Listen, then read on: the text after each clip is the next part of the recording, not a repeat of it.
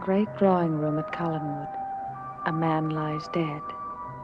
Cut down in mindless fury by the woman he wronged, Quentin Collins is in his coffin, mourned by his sister Judith and his brother Carl. But even in death, there is no peace for Quentin Collins.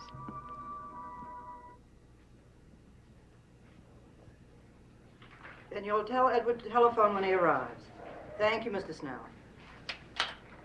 He's expected to the accountant's office in Bangor, but he's not there yet. Did you tell Mr. Snell what happened? No. Only that Quentin had a serious accident. He wasn't surprised.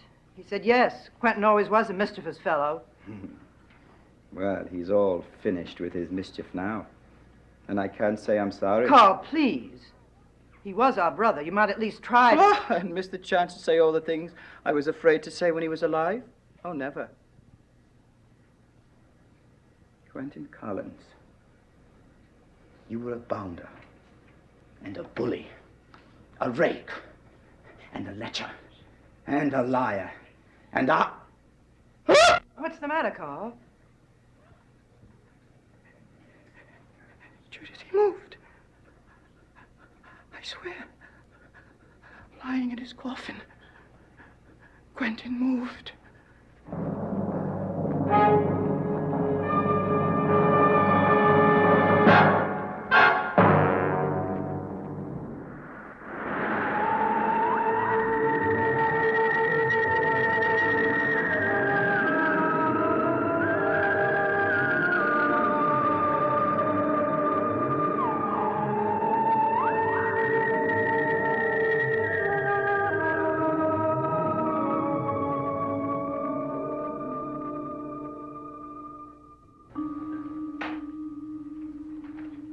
I swear it, he moved. All right, Carl. Don't mourn him, but don't mock him by joking at a time like this. I'm not joking, Judith. Believe me. Exactly how did he move? He moved the way people move when they're just waking up from sleep. Carl, Quentin's sleep is eternal. I'm not certain of that. I am. I'm certain and weary. It wasn't easy telling the police what happened. This house is a very private place. Yes, but murder is a very public thing. I am aware of that. That's why I agreed to cooperate with the police and tell them what happened. Yes, you did very well. I did what had to be done. I always do. Well, you convinced the police, all right. You had them in and out of the house in no time at all. You didn't even let them search the grounds. There was no need to. I told them that Dirk was going to search the grounds, and he had. Yes, and found no one. The murderer is exactly where I told the police he was, where they are looking now, down by the dock. I'm sure a sailor, a transient sailor, struck up an acquaintance with Quentin in a card game and discovered an opportunity to make a fortune by murder. He's probably far out at sea by now, and we'll never know who it was. Yes, but we do know that it was done with Quentin's own knife. There's been no attempt to hide that. Yes, and that means it could have been almost anybody who knew... Oh, all right. It could have been the sailor, but he's gone, whoever he was. And it could have been someone else who's still here. Carl, I have already told the police what happened. I see no reason for conjecture. Well, I know what you said, Judith. You don't like strangers to discuss private matters. But I'm no stranger. I'm your brother. And Quentin's brother, too. And I have a theory. Quentin was not killed by a stranger. Carl, don't you listen at all. The murderer knew him. Yes, his family and his friends. And his women. They were the ones who had reason to hate him most. Yes. I have a couple of ideas about that. Well, I'll admit they're private matters. Maybe they shouldn't be discussed with others. But still, they must be said. Can't you let Quentin rest even now? No. Not while Cousin Barnabas is walking around. Cousin Barnabas? Yes, what was he doing at the cottage? And why was he right there when Quentin's body was discovered? Now, there's something eerie about that and about him, too. Cousin Barnabas is always a gentleman, and a very considerate one at that. Yes, so considerate he wouldn't even come to Grandmother's funeral. Wouldn't even be a pallbearer and walk her to her grave. He's explained that. He had very urgent business in Bangor that day. All right.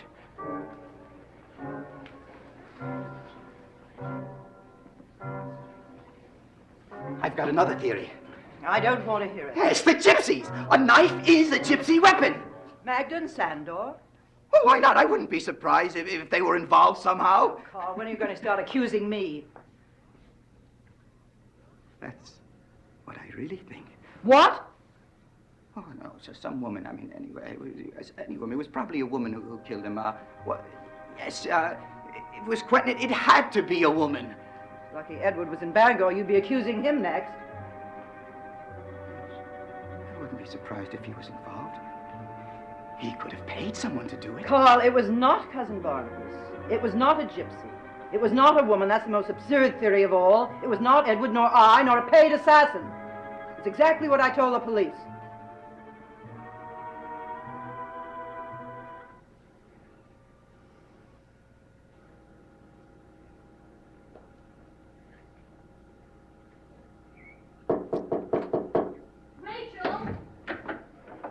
Rachel, have you seen my other trains? If Nora took them, I'm gonna... Jameson, I was just coming in to talk to you.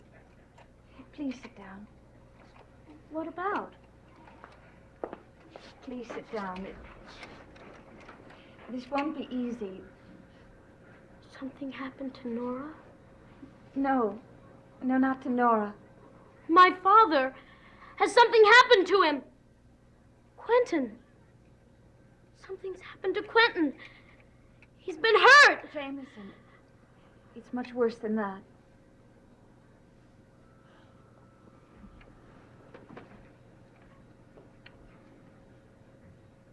He's dead. I know how close you were to him. But you must be brave now and help Nora. It won't be as bad if you stay together. Jameson. Jameson, where are you going?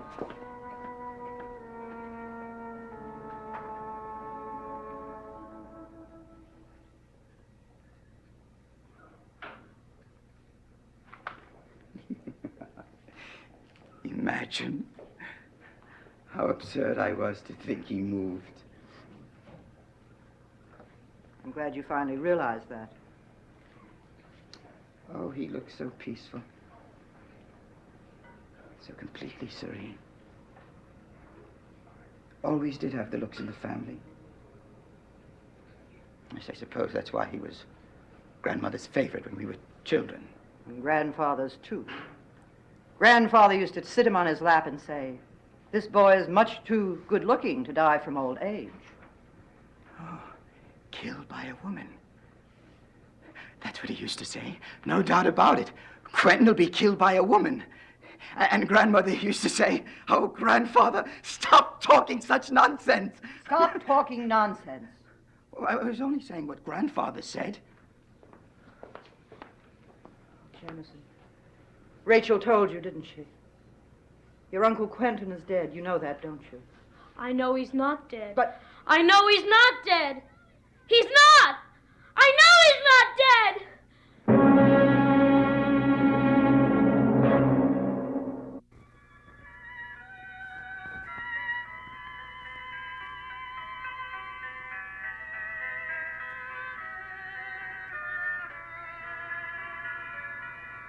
Please, Quentin, don't be dead.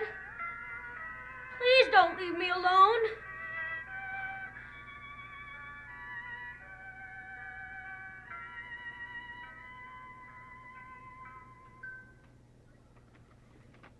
You liked that music. It was your favorite. I'm going to keep playing it over and over again until you hear it.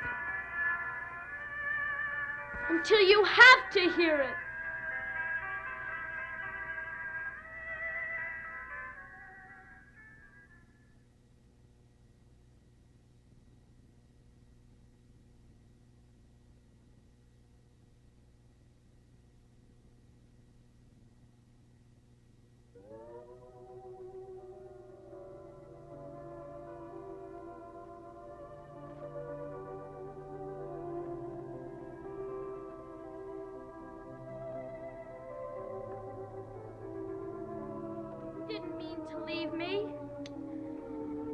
I know you didn't. You never would, Quentin. Please come back. I'll do anything you ask me. I promise. Just come back. Don't leave me.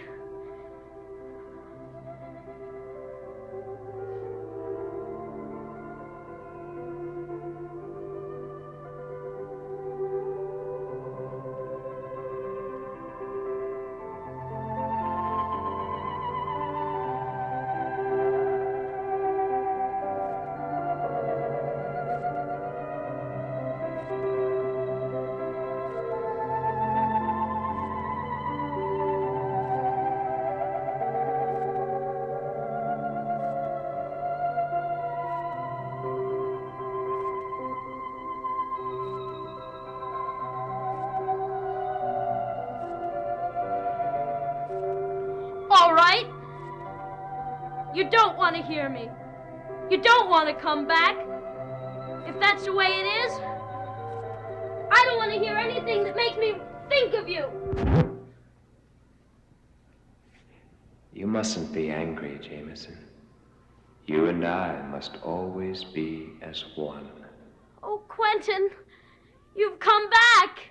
You've come back.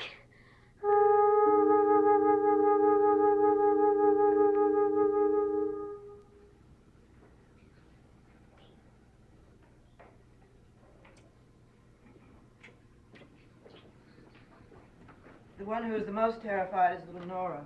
I'm sure she'd be terrified to be left alone for the next few days. So I'll try to spend as much time as I can with her. Of course. But there's no need for you or Nora to be afraid any longer, Rachel. Judith, What's the matter? did you close the lid on the coffin? No, I didn't. Someone did. Nonsense. No one has been in there since we left the drawing room. The lid on the coffin is closed. It is completely closed. When I went into the drawing room, it was up, and now it is down. Carl, it is one thing for a boy like Jameson to carry on the way he does, but there's no excuse for you two. You're old enough to know better, or should be. All right. Don't you listen to me, but I'm going to find out what's going on around here before it's too late. Poor Carl. You really can't bear to be laughed at. We must do something about Jameson. Grief is natural, but he's behaving in a very unnatural way. Do you think it would be unseemly if you took them on a picnic? A picnic? Where? As far away from the cottage as possible. I'm sure that would make Nora nervous. Oh, I am sure that the murderer is far out at sea.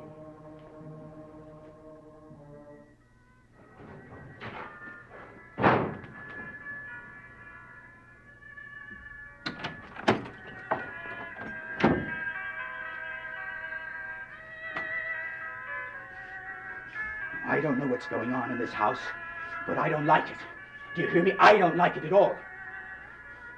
Now, Judith keeps saying Quentin's dead, and we should forget what he was. Only remember the good about him. First of all, she's wrong about Quentin being dead. And second of all, she's wrong to forget what a heartless conniver he was. Yes. And I got the feeling he's conniving something now. Right now. And I've got the further feeling, Jameson Collins, that you know more about this than what you're saying. So you better shut that machine right now and start talking. I said shut that machine off! I want that machine off! Young man, when I say something around here, it has a meaning. Do you hear me? I am your uncle. Now, do you understand that, your uncle? No, Carl. You're my brother. Huh? Grandfather always said that I would be killed by a woman. He was right. A woman murdered me. That woman is still in this house. Still in this house. Walking around free. Free and not free. A woman, Carl. A murderess. Do you hear me, brother?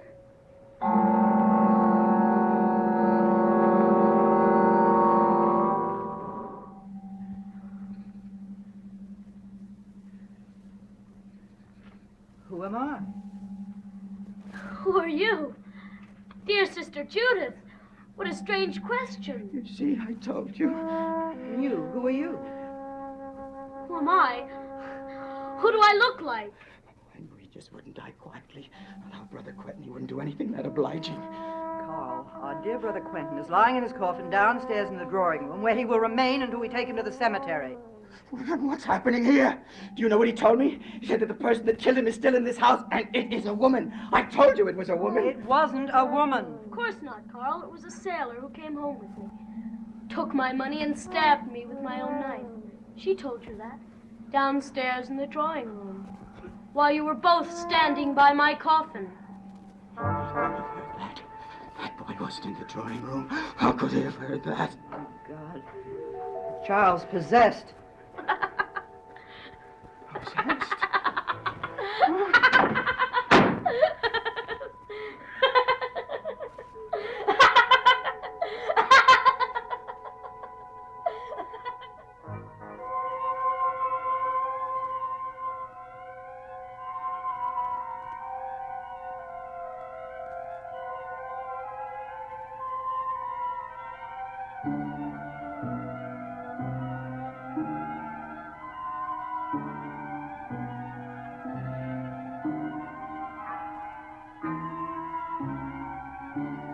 Rachel. Rachel.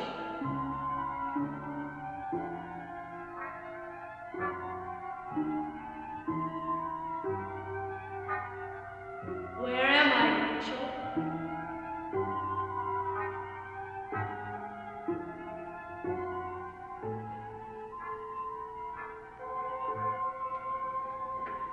Rachel, where am I? Who will ever know? Rachel, where am I? Who will ever know? Rachel, where am I? Who will ever know? Someone will know. Who? Her. The games have rules, Miss Drummond. Very important rules. And you have violated. Now go downstairs and sit in the drawing room until you are called. And remember, a child only speaks when he is spoken to. Sorry, you can't come in. It's too late. Ah, too late, too late. I said, oh, see for yourself.